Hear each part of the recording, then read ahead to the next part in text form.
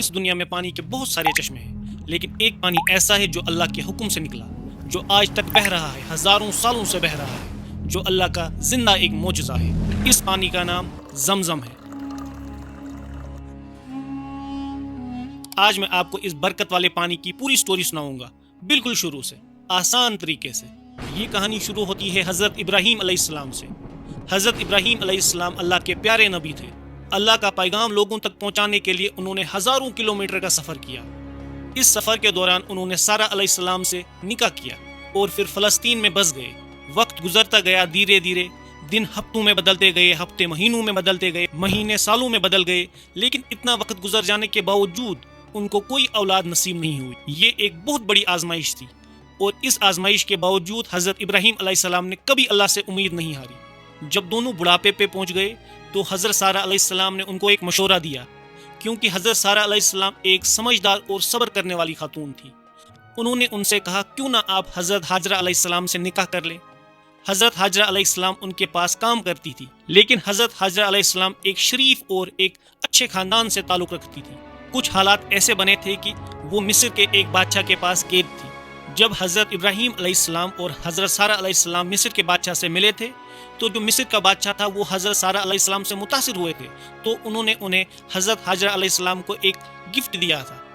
تو پھر وہ حضرت ہاجرہ علیہ السلام ان کے پاس کام کرنے لگی۔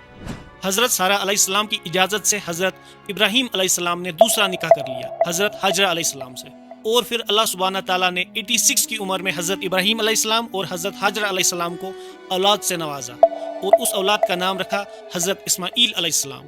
کچھ روایت میں یہ ملتا ہے جب حضرت ہاجرہ علیہ السلام کے یہاں بیٹا ہوا تو حضرت سارہ علیہ السلام کے دل میں تھوڑی سی لٹل بٹ، ہم پورا نہیں بول سکتے ہیں، کچھ تھوڑا سا تکلیف محسوس ہوئی، اور اس دوران گھر کا ماحول تناؤ میں بدل گیا۔ لیکن ہم مسلمان ہونے کے ناطے اللہ پہ یقین رکھتے ہیں کہ یہ سب اللہ کے حکم سے ہوا، اور اللہ نے حضرت ابراہیم علیہ السلام کو حکم دیا، آپ حضرت ہاجرہ علیہ السلام اور حضرت اسماعیل علیہ السلام کو سفر کی طرف ان کو لے لو۔ یہ سفر انہیں ایک ایسی جگہ پہ لے آیا جہاں بالکل سنسان تھا، نہ وہاں پانی تھا، نہ وہاں بستی تھی، کچھ نہیں تھا۔ حضرت ابراہیم علیہ السلام اپنی بیوی حضرت ہاجرہ اور ننھے بچے حضرت اسماعیل علیہ السلام کو وہاں چھوڑ کر آگے بڑھنے لگے۔ حضرت ہاجرہ علیہ السلام کے دل میں ایک سوال پیدا اٹھنے لگا، یہ ہمیں چھوڑ کر کیوں جا رہے ہیں؟ وہ پیچھے گئے، ان کے پیچھے گئے اور پوچھا، اے ابراہیم، آپ ہمیں یہاں اکیلا چھوڑ کر کیوں جا رہے ہو؟ کیا یہ اللہ کا حکم ہے؟ ابراہیم علیہ السلام نے کچھ نہیں بولا، صرف ہاں کیا، ایسے کیا۔ تو حضرت ہاجرہ علیہ السلام نے بولا، آپ بے فکر ہو کے جائیے، اگر یہ اللہ کا حکم ہے تو اللہ ہمیں ضائع نہیں ہونے دیں گے۔ کچھ وقت بعد کھجور اور جو پانی تھا وہ ختم ہو گیا۔ ننھا اسماعیل علیہ السلام پیاس سے رونے لگا۔ حضرت ہاجرہ علیہ السلام پانی کی تلاش میں نکلے۔ پہلے وہ صفا کی پہاڑی کی طرف دوڑی اور وہاں پہ کچھ نظر نہیں آیا، پھر وہ مروہ کی پہاڑی کی طرف دوڑی، کچھ نظر نہیں آیا۔ اس طرح انہوں نے 1 2 نہیں 7 چکر لگائے، دوڑتے دوڑتے، صفا سے مروہ، مروہ سے صفا، کچھ نہیں ملا۔ اور پھر اللہ کے حکم سے حضرت اسماعیل علیہ السلام زمین پہ اپنی ایڑیاں مارنے لگے تو وہاں سے پانی پھوٹا۔ حضرت ہاجرہ علیہ السلام پانی کو روکنے کی کوشش کر رہے تھے، ایک جگہ رک جائے، کہنے لگی زمزم زمزم، یعنی رک جاؤ رک جاؤ۔ تب سے اس پانی کا نام رہ گیا زمزم۔ پانی آیا تو آسمان پر پرندے منڈرانے لگے۔ دور رہنے والے جرہم قبیلے نے یہ دیکھا اور کہا، ضرور وہاں پانی ہے۔ تو وہ آئے، انہوں نے حضرت ہاجرہ علیہ السلام سے اجازت لی اور وہاں بسنے لگے۔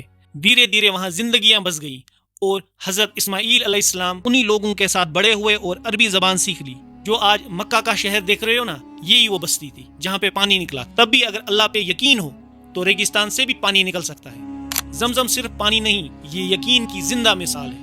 اگر آپ نے اس ویڈیو سے سیکھا کچھ تو اس ویڈیو کو لائک، شیئر اور سبسکرائب کیجیے۔